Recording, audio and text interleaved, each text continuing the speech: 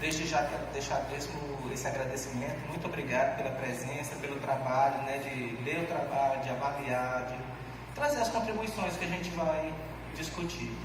Bom, Davi, você vai ter aí 30 minutos, né, no primeiro momento você apresenta o trabalho, 30 minutos, e depois a gente começa aí uma discussão um pouco mais informal. Beleza?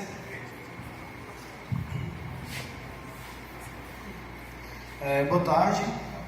Meu nome é Davi Alvarenga Lima, sou estudante de Biologia daqui, da Universidade Federal do Piauí, e estou aqui para apresentar meu trabalho de conclusão de curso, orientado pelo professor Daniel Leache.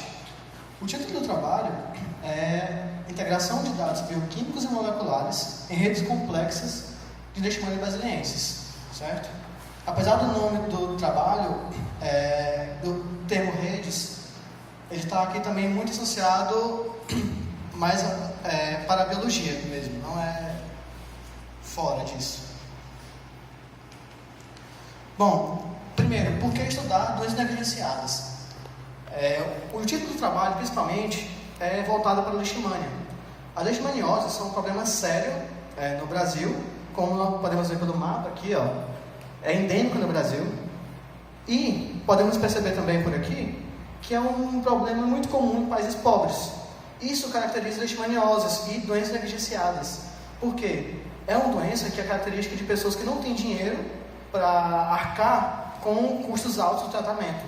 Nesse caso, leishmanioses afetam pessoas que não têm uma boa renda familiar e estão em locais que não têm saneamento básico, por exemplo. Então, nesse sentido, para a indústria farmacêutica não vale a pena investir nesse tipo de gente, porque olha, eu vou gastar dinheiro investindo em pessoas que não vão me dar retorno. Então, essas pessoas vão continuar morrendo até chegar a hora em que o governo, que é o órgão responsável por cuidar dessas pessoas, vai ter que dizer, tem que tratar. Então, a responsabilidade de tratar doenças negligenciadas, ela foge um pouco da indústria farmacêutica, porque não dá lucro, e recai sobre o governo. No caso, o Sistema Único de Saúde, que é o grande responsável por tratar essas pessoas. Sobre o parasita, leishmania faz parte de um complexo presente que contém várias espécies, temos infanto, brasilienses, amazonenses e por aí vai, mas o nosso trabalho específico, ele é voltado sobre a brasiliensis, que, segundo a literatura, pode causar tanto a leishmaniose visceral, quanto a cutânea, quanto a mucocutânea, mas mais frequentemente a variedade mucocutânea da doença, que desfigura completamente o rosto dos indivíduos afetados, em casos mais graves. Esse parasita ele é muito plástico, ele apresenta uma grande diversidade, e por conta disso é difícil cuidar das pessoas que são afetadas por ele. Nesse sentido, ele acaba causando muitos problemas nos indivíduos, causando, por exemplo, prejuízos sociais e econômicos. Sociais, no momento que eu penso, um indivíduo afetado pode parecer pouco, mas segundo o dado do DataSUS e da Organização Mundial de Saúde, se eu juntar leishmaniose visceral e cutânea no Piauí, em 2016, vamos ter em torno de 200 casos. 200 casos reportados, fora os não reportados. E além disso, cada indivíduo afetado afeta o núcleo familiar. Então, nesse sentido, você não tem 200 pessoas afetadas pela doença. Você tem quase 1.000. Vamos supor uma média de 4 a 5 pessoas por família. Então, é um problema mais grave do que aparenta ser, fora casos de subnotificação, que existem. E prejuízos econômicos, porque o tratamento dessa doença dura em torno de 21 dias. Então, são 21 dias sem um empregado na empresa e sem a família receber o dinheiro, por exemplo, que é um tratamento longo, trabalhoso, duradouro. Nesse sentido, leishmaniose, o tratamento da leishmaniose tem que cair sobre o governo, porque é quem vai ter que cuidar disso. E, no Brasil, o único tratamento que nós temos, como padrão, é o glucantine. Esse medicamento ele é baseado no timoniato de metilglumina, que ele tem efeitos colaterais severos em alguns pacientes e apresenta alta citotoxicidade. Às vezes, por exemplo, crianças e idosos não podem tomar glucantime em certas ocasiões, porque vai afetar gravemente o fígado e rins desses pacientes. Então, sobra outras alternativas mais caras, como, por exemplo, a anfotericina B, que já é um ônus maior para o sistema de saúde, e a miltefosina, que já apresentou casos de resistência. Além disso, além dessa dificuldade de tratamento da doença, surgiram muitos casos de resistência ao fármaco. Então, eu já tenho poucas possibilidades para tratar a leishmaniose. E você soma isso à plasticidade do parasita, isso vai causar uma grande quantidade de casos de resistência. Casos esses que são muito mais comuns na Índia, por exemplo, onde lá, além de resistência à miltefosina, diversos casos já foram reportados como resistência ao próprio glucantime. Então, nesses locais, a única solução que ficou foi o tratamento com anfotericina B, mais cara. Então, devido a esses vários fatores, podemos ver que a leishmaniose apresenta muitos mecanismos de resistência. Então, ela se vale de várias formas para poder escapar do fármaco. Entre eles, nós podemos citar combate à espécie reativa de oxigênio, uma vez está ligado ao ambiente dentro da célula que a leishmaniose se apresenta, fluxo de fármaco, ou seja, ele expulsa o fármaco na medida em que entra em contato com ele. Isso pode ocorrer por mais de um mecanismo conhecido, e rearranjo do citoesqueleto, nos quais nós podemos ver a facilidade e a dificuldade de entrada de substâncias na célula, por exemplo. E com tudo isso, nós podemos enxergar então várias formas de combater leishmanioses. Entre essas formas de combater, nós optamos por uma forma de bioinformática, uma abordagem mais computacional. Essa abordagem ela se dá muito por conta de quantidade de dados que foram apresentados após a evolução do sequenciamento. Então, hoje em dia, nós temos sequenciamentos de nova geração que podem, em questão de horas, sequenciar um genoma completo de um organismo. Isso tem em torno de 15 a 20 anos para cá. Então, é um tempo muito curto para uma quantidade de dados muito grande. Então, com isso, dentro da biologia, surgiu essa necessidade de aplicar ferramentas da informática para resolver esses problemas, porque se tornou impossível você analisar a quantidade de dados disponível e assim tirar informação biológica interessante. Dentro da informática, nós optamos pela biologia de sistemas, que é uma área mais recente que dá uma ótica diferente sobre a leishmaniose. Segundo a biologia de sistemas, esse método cartesiano que nós temos de separar áreas tira a informação da gente, porque no momento que eu separo biologia, química e física, eu deixo de enxergar um fenômeno biológico sobre toda a sua complexidade. Então, a biologia de sistemas visa compreender um fenômeno levando em consideração todos os aspectos relativos a ele. Para fazer isso, ela se vale muito de conhecimentos da computação, como a teoria de grafos.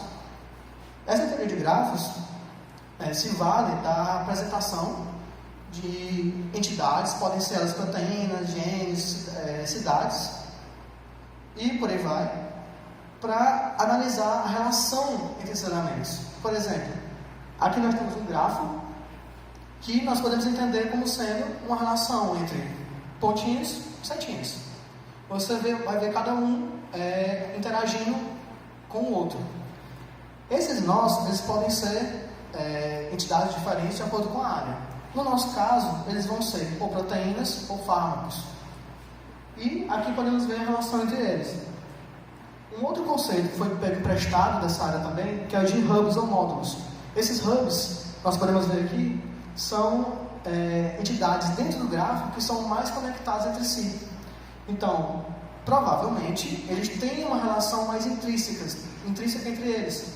Talvez uma função mais específica. Esses são os hubs. E uma terceira utilizada, que são as métricas. Essas métricas são medidas que nós podemos aplicar para identificar dentro de uma rede quais são os componentes principais dela. O que é importante para a gente enxergar ali dentro. Se eu tenho uma rede de 3.000, 4.000 proteínas, que pontos eu quero enxergar nessa rede? Eu posso fazer isso usando essas métricas. Então, essas métricas permitiram, então, o avanço da biologia de sistemas e todas as integrações diárias, e chegou a um ponto onde é possível prever a interação entre proteínas e fármacos. Então, antes de eu sequer testar em laboratório, eu posso dizer, olha, essa proteína aqui, ela interage com esse fármaco aqui. Então, com isso eu posso depois testar e saber se realmente funciona ou não. Isso vai causar uma economia de reagente, tempo e dinheiro, que é muito importante no nosso caso. Além disso, eu não preciso me limitar a fármacos. Eu posso tratar também de produtos naturais, que atualmente tem uma grande vantagem por não passar por certas burocracias que a patente de fármaco passa. Então, por exemplo, eu posso não falar de fármaco, mas falar de alimentação. Nesse caso, entre os nutracêuticos. Os nutracêuticos são moléculas presentes na dieta comum, mas que têm capacidade de interferir com o metabolismo de alguma forma.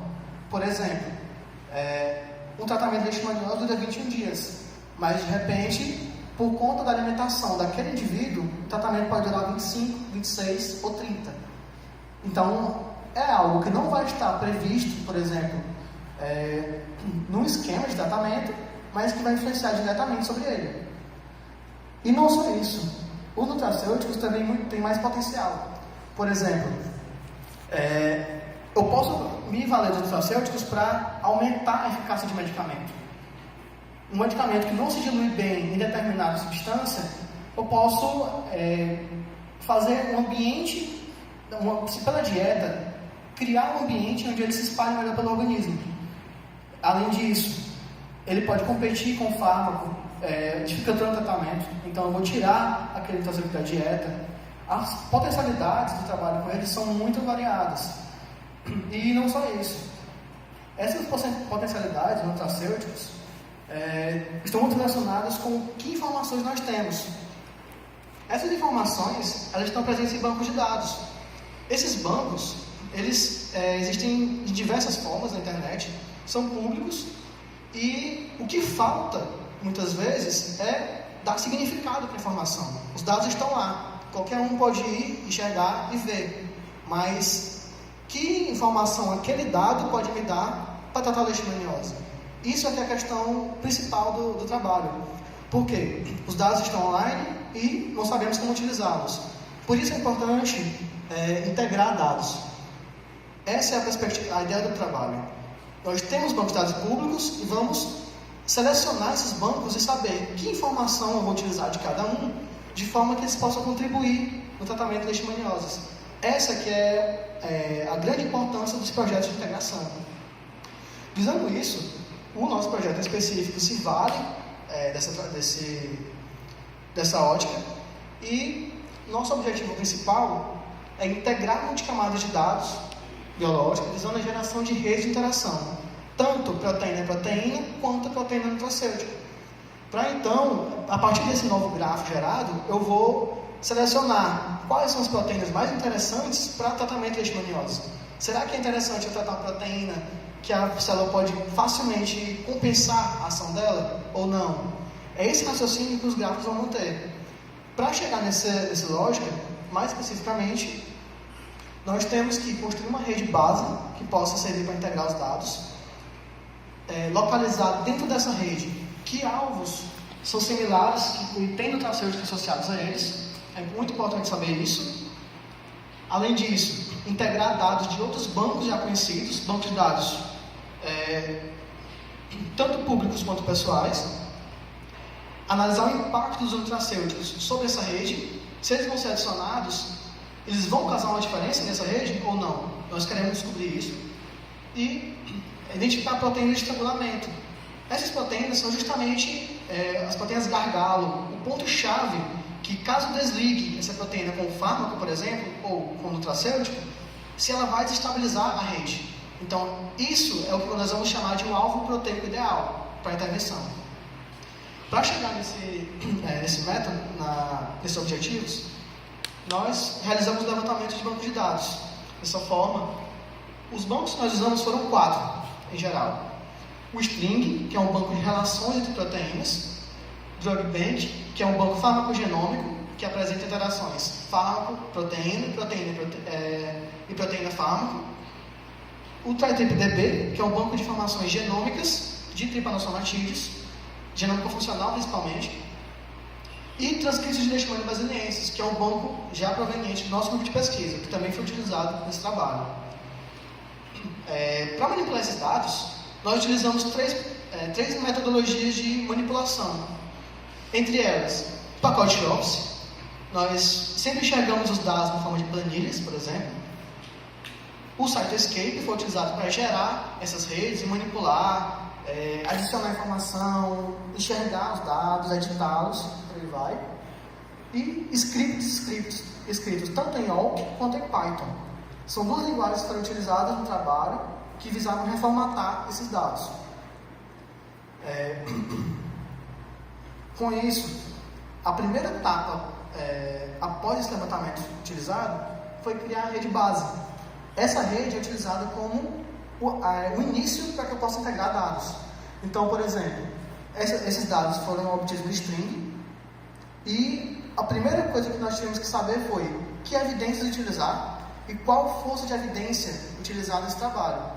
Esses são dados do string e nós decidimos então utilizar dados de confiança máxima, já que nós visamos um teste futuro, e evidências provenientes ou de outros bancos de dados públicos curados, ou bancos de dados, ou ensaios bioquímicos ou biofísicos, dados experimentais. E com isso nós criamos a rede no Cytoscape.